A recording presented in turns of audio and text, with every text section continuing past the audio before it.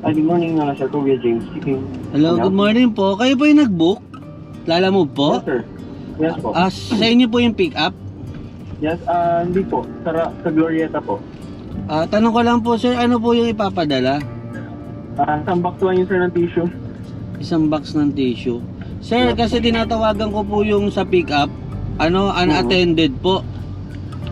Okay. Sir, ano po, tawagan mo. in 3 minutes po andun na kasi ako sa pick-up location, doon sa nakapin. Pwede po pakisabi, Okay. pwede na po silang bumaba or lumabas po. Okay, tawagan mo ko. Thank you po. Okay. Alright, so yun mga kawanabis. Happy holiday sa inyo lahat. So, kamusta yung Holy Week nyo? Today is Black Saturday mga kawanabis. Naisip ko na bumiyahe. Since napansin ko na ang daming booking, walang masyadong bubiyaheng driver. Siguro dahil nakabakasyon pa yung iba. And yun nga, good thing kasi ang taas ng fare. May mga tayo, puro surge yung mga booking natin. Kaya ginarap ko na yung opportunity. So may first booking na tayo. So ayun nga, kausap natin. Ang bayad sa atin dito, malapit lang to mga kawanabis 267 pesos. Alright, pick upin na muna natin. Let's go!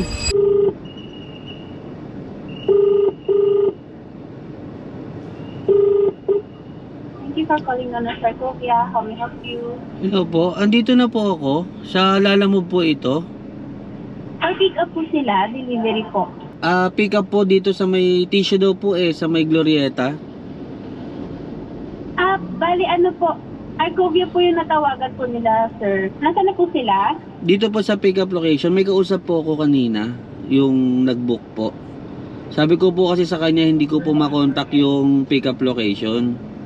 Sige po, wait lang po Tawagan ko, sir. Wait lang po. Thank you po. Ay, sir. Po, dadating sa Arcovia. Arcovia po. Sa likod na lang, sir. Okay. Issue lang naman po, sir. Ano po? Issue. Tissue? Oo. Doon na yung payment dito, sir. May kasamang lotion na yan, sir? Wala. Wala? Hindi po. Nag-joke po, sir. Hindi. Thank you, sir. Thank you. Ingat, Thank you ingat. po. Alright, ating pick up mga kawanabis. Ang travel time natin is 19 minutes with 8.5 kilometers. Makati going to Pasig City, Arcovia. So kagaya ng sinabi ko, puro search ngayon. Ang daming demand pero kakaunti manpower. Ibang mga drivers natin nagpapahinga kasama family nila. Syempre, Holy Week, perfect time para magsama-sama, magngilay-ngilay, humingi ng kapatawaran sa itaas at mag-pray na sana tuloy-tuloy yung pagtaas ng fare ni Lalamove. Ano ba itong mga bus na to? Alam ba nilang nasa gitna sila? Alam ba namang klaseng utak ng isang driver yan? Nakakainis no, mga kawanabis no? Minsan kaya ang hirap mahalin ng bansang Pilipinas. Diba alam yung bawal magsakay, bawal magbaba, bawal tumawid, bawal ang tao dito. Sa totoo lang, nakaka-stress ang mga Pinoy. At kabilang na ako doon. I'm not saying na perfect ako mga kawanabis. Minsan may kamote mindset din ako. Pero hindi naman totally gano'n na ang laki-laki ng bus mo, haharang ka doon sa gitna porket walang nanguhuli ngayon. Kumbaga parang wala ka ng consideration nun sa ibang mga motorista. Anyway, deliver na muna natin to. Let's go! Walang traffic! Hoy! Sumabay sa aking biyahe! Alright, so mga kawanabis, andito na tayo. Napakabilis lang.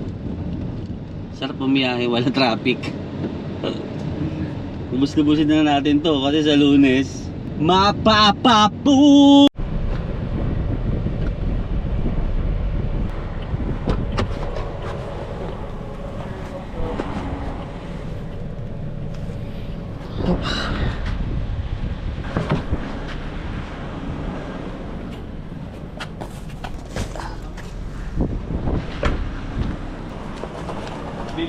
Delivery po.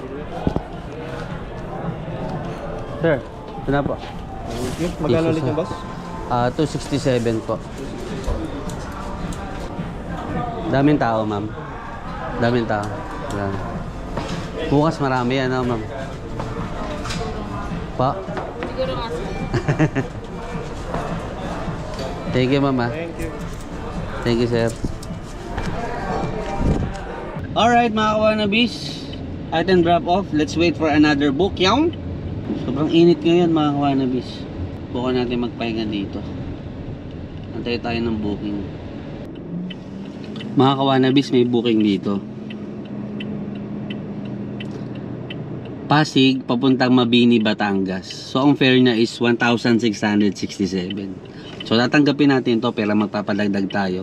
At ipapa-add din natin sa kanya yung toll gate natin. Tingnan natin kung papayag. Nakuha na. Akalain mong may kumuha nun. Ganda rin tabi, oh. Kita yung forest sa likod. Kaya nga eh. Hello?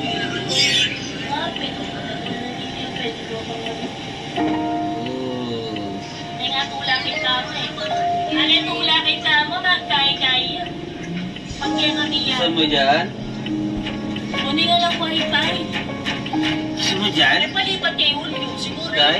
Terinel lang. Gusto mo dyan? Wala siguro available na malakas sa wifi. Kasi hindi wifi. Nanonood ako ng vlog ko, mga kawanabis.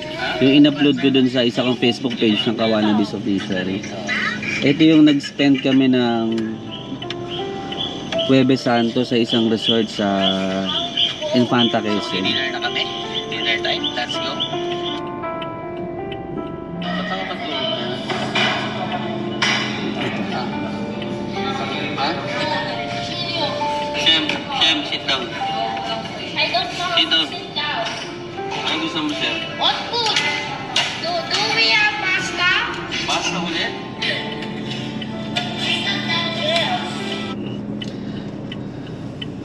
Minsan kasi mga kawanabis, sa sobrang busy ko sa trabaho ko bilang isang brand influencer, bilang isang content creator, nakakalimutan ko yung importansya na